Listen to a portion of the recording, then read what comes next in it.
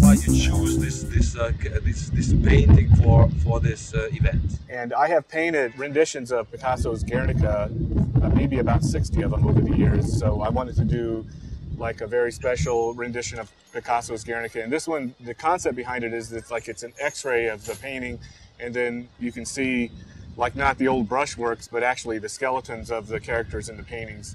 And I like the idea because Picasso's like the eyes are like on the side of the face, and the characters are so distorted. I thought it would be really funny to show like what their skeletons look like if they actually had skeletons to make those kind of characters. So it's kind of a playful piece on a very historical work of art. And I used the colorations I did. I tried to blend it into the building and blend it into the atmosphere here. So there's a lot of some grays, but there's a lot of warm oranges, but very earth tony, so it fits into this beautiful building. And that's kind of like the general concept behind it. After you've been working the Berlin Wall in 1989, and on the West Bank Wall in 2007, so like you've been like having a long career. So can you tell us how you felt like bringing your art in such an important places? I bring art around the world for different reasons, sometimes for political reasons.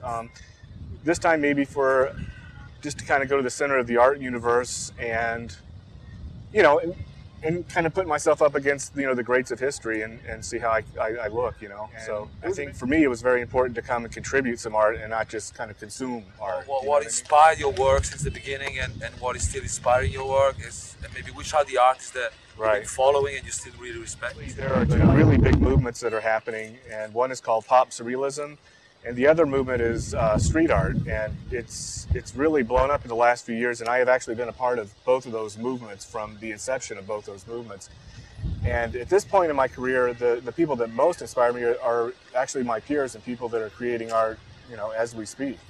And like I think on the pop surrealism side, you know, there's people like Mark Ryden who I think are just, you know, just amazingly brilliant artists, and they're always, you know, doing better and better every time. And like if you go to a show of somebody like him, you're so inspired and so blown away that you just have to make better art, you know. And then on the street art side, you know, I was into street art all the way back, you know, when it was Crash and Days and the original graffiti guys, but now there's this whole new wave of people who are kind of taking it in all different directions, and they're a lot more clever and funny. And on the other end of the spectrum, you have somebody like Banksy who's like insanely funny and clever.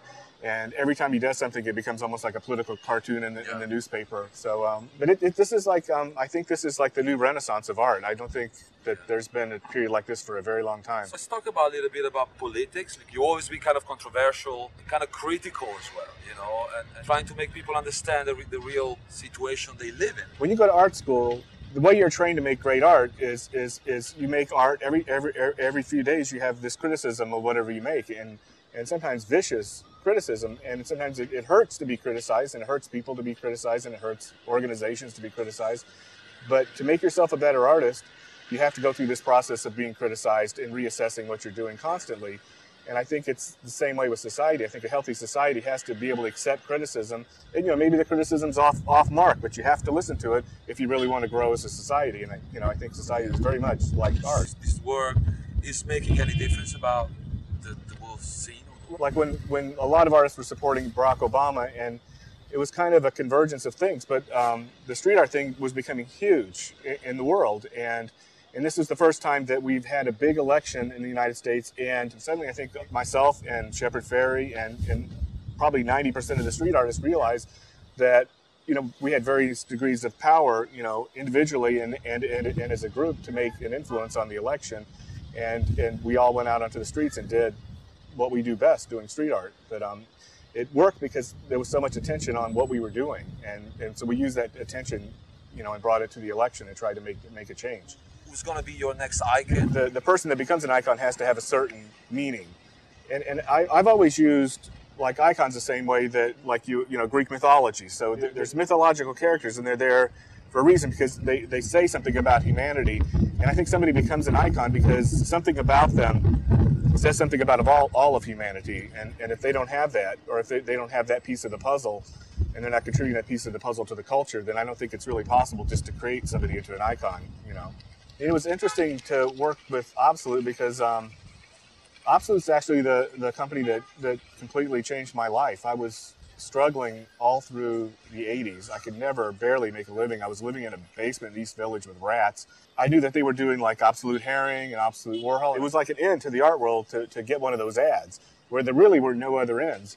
And so I went and I approached Michel Roux actually under the pretense of doing an interview with him. And before I went to do the quote interview with him, I had to get a job at a magazine and become a writer at this magazine. And then I had to write a bunch of articles. And then when I called Michel Roux's office and said, could I do an interview with him? Then I was vetted because they called up the magazine, says, this is one of your writers. Says, yeah, he writes a lot of stuff about New York. He kind of picks his own assignments. And so then he let me do the interview. And then as soon as the interview was over, I pulled out a painting that I had made of an Absolut bottle with a reflection of a reflection of a reflection in it. And on top of it is this couple kissing. So you see it reflected over and over again into the bottle. So I love Absolut. Wow. Not just as a drink, as a cultural influence. Wow. You know, Michel Roux really changed the art world. And I think that early 90s was completely created by one man. Thanks a lot, Ron. Thank you. This is the coolest thing I ever did. See you in Milan.